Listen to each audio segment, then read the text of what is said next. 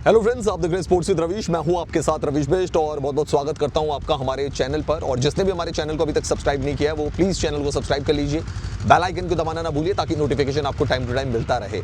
Ravish best 1 के नाम से मेरी इंस्टाग्राम आईडी है और रवीश बी ऑफिशियल के नाम से दोस्तों मेरा एक्स हैंडल है, तो वहाँ पर भी आप मुझे फॉलो कर सकते हैं। तो दोस्तों एक और कंट्रोवर्सी चैंपियंस ट्रॉफी में जो है वो उबाल मार रही है। एक और कंट्रोवर्सी, एक और जो विवाद है वो चैंपियंस ट्रॉफी को लेकर सामने आ रहा है। और ये एक ऐसा विवाद है, एक ऐसी कंट्रोवर्सी है जिसमें जो इंडियन क्रिकेट फैंस हैं वो बहुत ज़्यादा आहत फील कर रहे हैं इससे, और वो सवाल भी पूछ रहे हैं क्योंकि पाकिस्तान ने एक बार फिर से एक ऐसी हरकत कर दी है जिसकी जितनी आलोचना की जाए उतनी कम है। मतलब आलोचना तो मैं बहुत छोटा वर्ड कह रहा हूँ, बट आप समझ सकते हैं कि व्हाट आई मीन टू से। तो दोस्तों पाकिस्तान आपको पता है कुछ ना कुछ ऐसी चीज़ें ज़रूर करता रहता है जिससे मतलब प्रोवोक करना इंडिया को, या कुछ भी चीज़ें ऐसी करता रहता है कि मतलब छेड़ने की कोशिश करता है, कुछ पंगे लेने की कोशिश करता है पाकिस्तान। और इस बार उसने जो पंगे लिए हैं वो चैंपियंस ट्रॉफी से रिलेटेड लिए। अब 2 वीडियो दोस्तों सर्कुलेट हो रहे हैं और दोनों वीडियो में जो चीज़ आप देखेंगे उससे तो लगेगा कि वाकई पाकिस्तान जो है वो कुछ ना कुछ पंगे भारत के साथ लेने की कोशिश कर रहा है। इसमें दोस्तों फर्स्ट वीडियो आता है और वो फर्स्ट वीडियो जो हम देखते हैं वो गद्दाफी स्टेडियम का आता है। गद्दाफी स्टेडियम यानी कि लाहौर में जो स्टेडियम है जिसमें आपको पता है कि ट्राई सीरीज़ का भी मुकाबले खेले गए। पहला मैच खेला गया जो पाकिस्तान, न्यूजीलैंड और साउथ अफ्रीका की जो ट्राई सीरीज़ थी उसका पहला मैच जो था वो गद्दाफी स्टेडियम में खेला गया था। अब वहाँ का एक विजुअल सामने आता है जिसमें 7 कंट्रीज़ के फ्लैग लगे हुए हैं, लेकिन उसमें इंडिया का फ्लैग नदारत है, मतलब भारत का फ्लैग उसमें नज़र नहीं आता है। तो लोग सवाल पूछने लगे जब ये वीडियो आया सोशल मीडिया पर कि भाई इंडिया का फ्लैग क्यों नहीं है, इंडिया का फ्लैग क्यों नहीं है। कुछ ने अंदाज़ा लगाया कि भाई भारत क्योंकि दुबई में अपने मुकाबले खेल रहा है, इसकी वजह से वहाँ पे इंडिया का फ्लैग नहीं लगाया गया। चले जी, ठीक हो गई बात। फिर कराची में जब मैच हो रहा है, कराची का भी एक वीडियो सामने आया दोस्तों, और वो एक नहीं कई लोगों ने, मल्टीपल यूजर्स ने उसको डाला। हालांकि उसकी ऑथेंटिसिटी क्या है ये कहा नहीं जा सकता, बट स्टेडियम के ऊपर फ्लैग्स नज़र आ रहे हैं। उसमें वहाँ पे भी 7 झंडे और वहाँ पे भारत का झंडा नहीं है। अब कहने को तो पाकिस्तान कहता है कि भाई ये आईसीसी चैंपियंस ट्रॉफी जी पूरा टूर्नामेंट हमारा है, और दुबई में भी जो मैच हो रहे हैं वो एक्चुअल में हमारा ही हाइब्रिड मॉडल है, हम होस्ट हैं एक्चुअल में और हम ही वहाँ पे टूर्नामेंट करवा रहे हैं।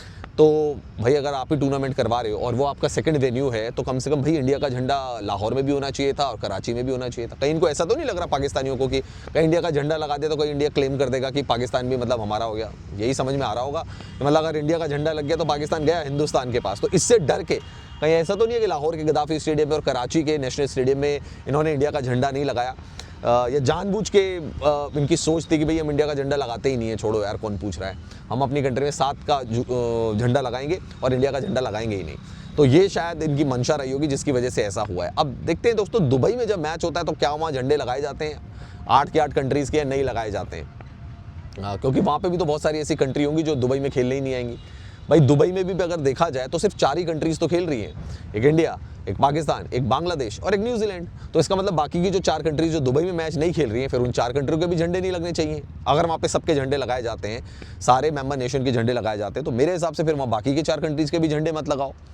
दोस्तों एक कंट्रोवर्सी पहले भी ये करते आए हैं, अभी भी करते आए हैं। इंडिया ने तो अच्छी तरीके से रिजॉल्व किया है हर कंट्रोवर्सी को। इंडिया ने हमेशा कोशिश की है कि भाई सही तरीके से चीज़ें जो है वो हो जाएं, और हमने अपने जेन्युइन कंसर्न बताए थे कि भाई हमारे सिक्योरिटी के कंसर्न है, इसलिए हम अपनी टीम को पाकिस्तान नहीं भेज सकते, जो कि हमारे जेन्युइन कंसर्न आज भी कायम है। और इसकी वजह से हम तो एग्री हो गए, हमने कहा ठीक है भाई हम आपकी चैंपियंस ट्रॉफी को ख़राब नहीं करेंगे, हम तो हाइब्रिड मॉडल में खेलने के लिए तैयार हैं। दुबई को एक हाइब्रिड मॉडल बना लेते हैं और वहाँ पर हम मैच खेलते हैं, तो भारतीय क्रिकेट टीम वहाँ है और वहाँ पर मैच खेल रही है।